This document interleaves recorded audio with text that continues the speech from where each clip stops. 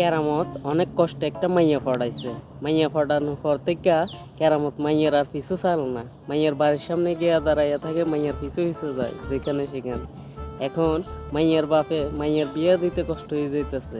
মাইয়ের বাপে এখন বুদ্ধি কইরা কেরামত রে কইতেছে, তোরে এমন একটা জিনিস দিমু তুই সারা জীবন বইয়া খাইতে পারবি, তুই আমার মাইয়ার পিছন ছাইরা দে। কেরামত চিন্তা করে দেখতেছে সারা জীবন তো বইয়া খাইতে পারবো, ছাইরা দিলে তো সমস্যা নাই। কেরামত কি করছে, পিছন ছাইরা দিছে। এখন কি হয়েছে, মাইয়ার বিয়া দিছে। মাইয়ার বিয়া দেওয়ার পরে কেরামত গেছে গেছে পরে কেরামত রে একটা বক্সের ভিতরে এমন জিনিস দিছে। কেরামত রে বলছে যে এটা এখানে খুলিও না, বাসায় গিয়ে খুললো। কেরামতও সুন্দর করে নিয়ে বাসায় গিয়ে খুলছে। খোলার পর দেখতেছে একটা সিটি আর একটা আরএফএলের চেয়ার। বলতেছে এই চেয়ারে সারা জীবন বসে খাইতে পারবি, তোর নাতি পুতি সবাই বসে খাইতে পারবো।